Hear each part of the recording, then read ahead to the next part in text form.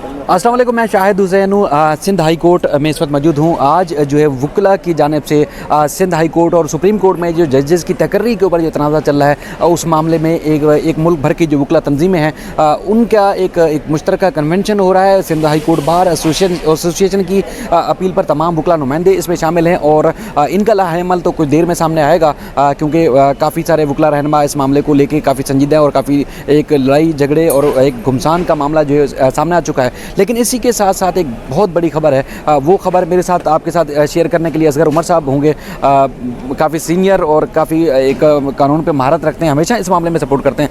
असगर साहब, chief justice Sindh high court की तकर्री का मामला सुप्रीम कोर्ट जब गया तो उसके बाद फिर उनको पहले नज़रअंदाज किया गया, उसके बाद चौथे पाँचवें नंबर के जज को जो है वो एलिवेट किया गया सुप्रीम कोर्ट में, जस्टिस मोहम्मद अली मदर साहब को। लेकिन इसी अपॉइंटमेंट्स को लेकर उसके बाद फिर उनको इडाक के तौर पर सुप्रीम कोर्ट के तकर्र करने का भी मामला आया। लेकिन इसी तकर्री को, जजेस की तकर्री को लेकर वुकला जो है वो एक समझ लें कि काफ़ी गम और गुस्से की कैफियत में है, काफ़ी नाराज़गी का आलम है और देख रहे हैं कि एक तो अदलिया यानी कि दोनों जो चीफ जस्टिस से वो आमने सामने आ चुके हैं इस मामले पे, जो अब तक के तासुरात थे, और उसके बाद फिर वुकला तंजीमें भी काफ़ी इश्तियाल का शिकार है। अब एक बड़ी खबर जो कि एक मुश्तरका बात है, वो मैं चाहूँगा कि वो खबर हमारे जो देखने वाले हैं उन तक आप पहुँचाएँ कि अब chief justice Sindh high court Ahmed Ali M Shaikh साहब का मुस्तकबिल क्या है।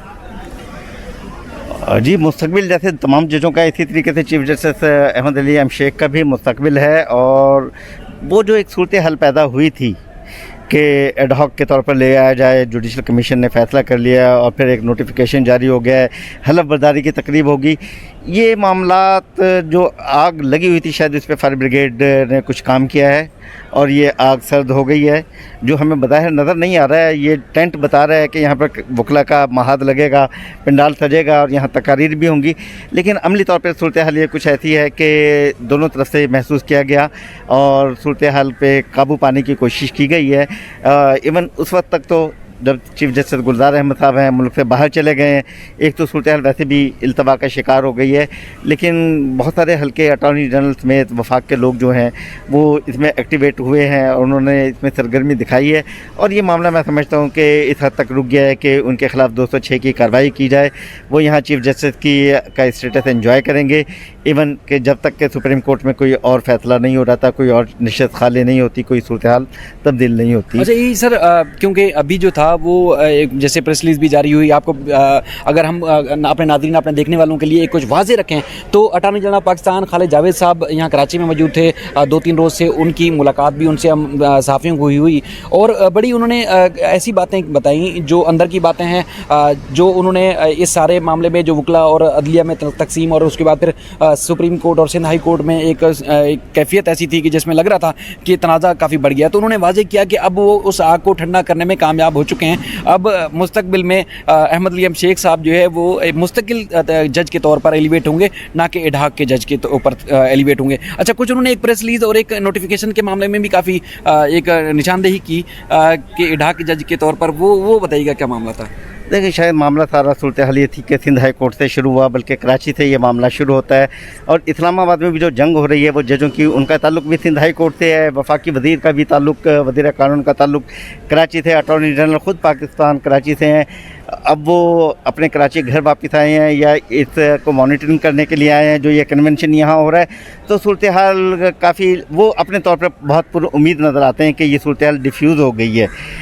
लेकिन अगर ये डिफ्यूज़ हो जाती है और बिल्कुल तमाम मामला उनके कहने के मुताबिक ये हल हो जाते हैं, कि उनका कहना था कि ये सूरत हाल अभी यहाँ पर हमने चीफ जस्टिस के मामले को जुडिशल कमीशन में जो अरकान है उनके साथ डिस्कस किया है और अनऑफिशियली शायद वो कुछ चीज़ें तय हो गई हैं कि अहमद अली एम शेख साहब ये यहाँ रहेंगे।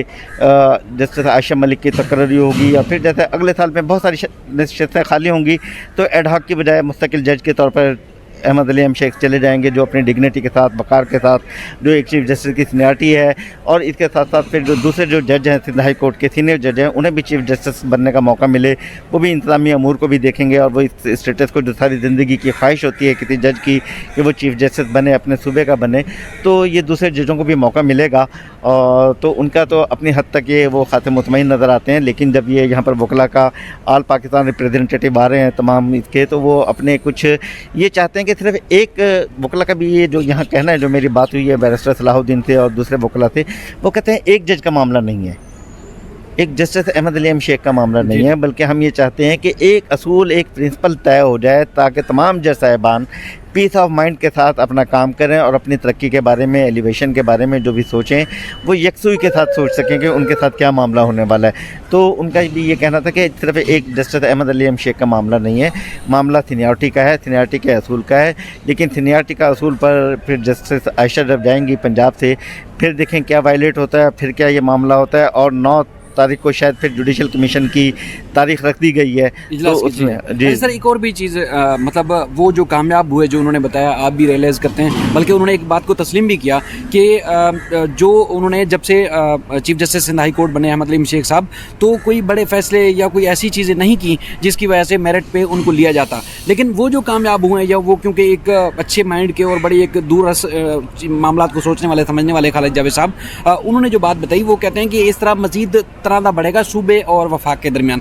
तो उस तनाज़े को कम करने के लिए उन्होंने जो कोशिश की, ऑफ द रिकॉर्ड मिलने की कोशिश की, और ये कन्विंस कर पाए हैं कि अगर वो गो के इस काबिल नहीं है, मेरिट पे नहीं पूरे उतरते अहमद अली शेख साहब, तो ट्रेन के डब्बों वाली बात भी थी कि वो बात भी रखें कि कोई ऐसा ट्रेन जब पहाड़ पे चढ़ती तो उसमें कोई 9 डब्बों की गुंजाइश वाली बात, वो भी, और दूसरा कन्विंस करने वाली बात भी ज़रा बताएं।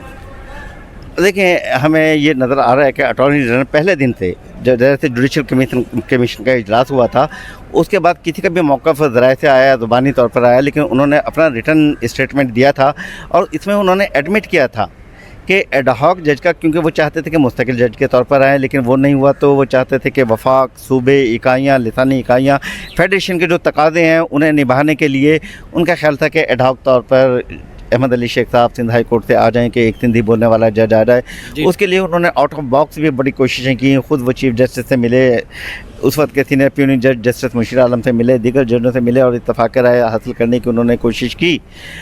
लेकिन सूरत हाल ये बनी कि वकला नुमाइंदे ने भी मुखालफत की, दीगर लोगों ने मुखालफत की, ये चीज़ नहीं बन पाई।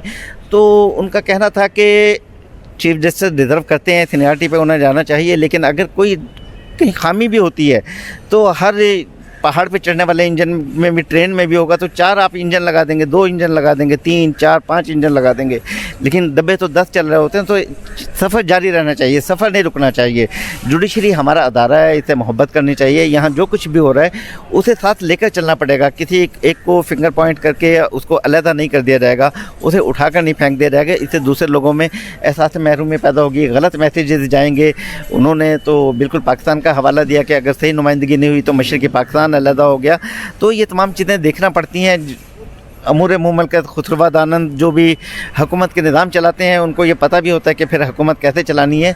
तो वो इन चीज़ों का ख्याल कर रहे हैं और वो कोशिश कर रहे हैं कि ये मामला इस हद तक डिफ्यूज़ हो जाए कि सिंध और वफाक की और इस सूबे में और जुडिशरी में ये महादारा की सूरत हाल पैदा ना हो। लेकिन इसके बावजूद मैं फिर कहूँगा कि ये एक सरकारी मौक़िफ़ है, ये एक तरफ का मौक़िफ़ है। ये पिंडाल कल ये जब सजेगा, जब यहाँ सूरत हाल आएगी, तो उन्हें एक सर्टेन फार्मूला जुडिशल कमीशन को तय करना पड़ेगा। सिर्फ ये मट्टी पाओ आगे चलो वाला ये फार्मूला नहीं होगा। इन्हें एक तरीक़ाकार बनाना पड़ेगा। जस्टिस गुलजार अहमद साहब फरवरी में रिटायर्ड हो जाएंगे, इस वक्त भी बैरून मुल्क हैं।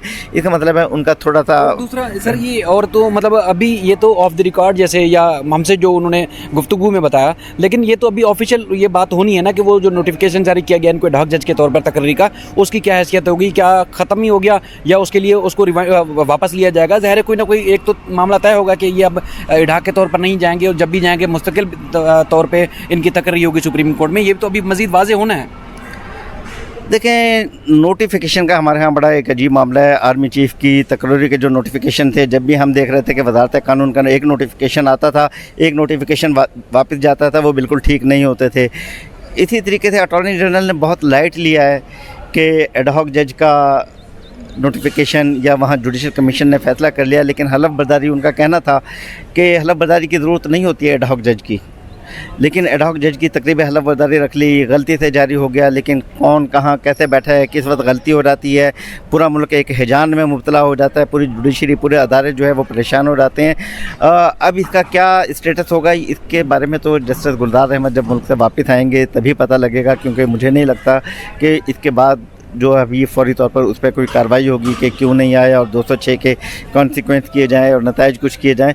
लगता है कि कुछ अर्से के लिए ये मामला पेंडिंग हो गया और ये डेफर हो गया। फिर हमारे यहाँ जब एक दफ़ा मामला ठंडा हो जाए तो फिर ठंडा हो ही जाता है। ठीक है सर, आपका बहुत शुक्रिया। ये डे वन से क्योंकि इस मामले को हम जो है वो कवर कर रहे हैं, आपको आगाह कर रहे हैं। गो के आम पब्लिक का ये मफाद का मामला नहीं है, लेकिन अदलिया से जुड़े वकला का और जो इस निज़ाम से जुड़े जो लोग हैं उनके काफ़ी मफाद का, बल्कि उनके जानने का ये मामला है कि आखिर अदलिया में क्या हो रहा है। सारी तफसीलात आपके सामने रखी जाए। एक पिछले 2-3 व्लॉग पहले मैंने एक जिक्र किया था कि चीफ जस्टिस अहमद अली शेख साहब के जब इडाक जज के तौर पर तकर्री का जब नोटिफिकेशन जारी हुआ उसके बाद वो घर चले गए, तो उनसे कौन कौन वकला मिले। तो आज जो है वो कुछ एक वाज़ेह करना है कि रशीद रिजवी साहब पुराने कानूनदान हैं, सीनियर वकील हैं, जज भी रहे हैं। उसके बाद फिर और वकला भी जो है वो उनसे जाके मिले और उन्होंने सजेशन ज़रूर दी, लेकिन जो बताया है मुझे ज़राए ने कि उन्होंने जो ख़त सदर पाकिस्तान को और चीफ जस्टिस साहब पाकिस्तान जैसे गुलजार अहमद साहब को लिखा गया, तो उसमें उनके ड्राफ्टिंग में जो रशीद रिजवी साहब हैं उनका कोई ताल्लुक नहीं था। अब हाल ये वाज़ेह करना था। दूसरा, अब अटॉर्नी जनरल पाकिस्तान इस चीज़ को कन्विंस करने में उनका बताना है कि वो तकरीबन कामयाब हो चुके हैं कि अहमद अली शेख जो है, अगर इनको इडाक जज के तौर पर सुप्रीम कोर्ट एलिवेट किया गया या इनको 206 की कार्रवाई के तहत अगर घर भेजा गया, तो ये काफ़ी ख़तरनाक इसके नताइज सामने आ सकते हैं। इसलिए इस सारी सूरत हाल से बचने के लिए ये मामला फ़िलहाल पेंडिंग रखा जाए और उसके बाद फिर मुस्तकबिल में सुप्रीम कोर्ट में जैसे ही कोई जगह खाली होती है तो इनको मुस्तकिल जज के तौर पर इनका जो है तकर्रुर किया जाएगा। ये इंतहाई अहम और बड़ी अपडेट्स थी और उसके बाद फिर आगे चल के मज़ीद भी इस मामले में अपडेट करेंगे, क्योंकि उनका ये भी मानना है कि अगर इनको एलिवेट किया गया या इनको घर भेजा गया तो फिर सिंध और वफाक के दरमियान काफ़ी तनाज़ा पैदा हो सकता है। वो उर्दू स्पीकिंग हैं, वफाकी वज़ीर फ़रूक नसीम साहब उर्दू स्पीकिंग हैं और इसके अलावा सदर पाकिस्तान का उन्होंने हवाला दिया कि वो भी उर्दू स्पीकिंग है। उर्दू स्पीकिंग जो है वह सिंध से काफ़ी अच्छी पोस्टों पर है, लेकिन कोई सिंधी स्पीकिंग जज या कोई और आला शख्सियत किसी अच्छे ओहदे पर तैनात नहीं है, जिसकी वजह से लोगों में काफ़ी एहसास महरूमी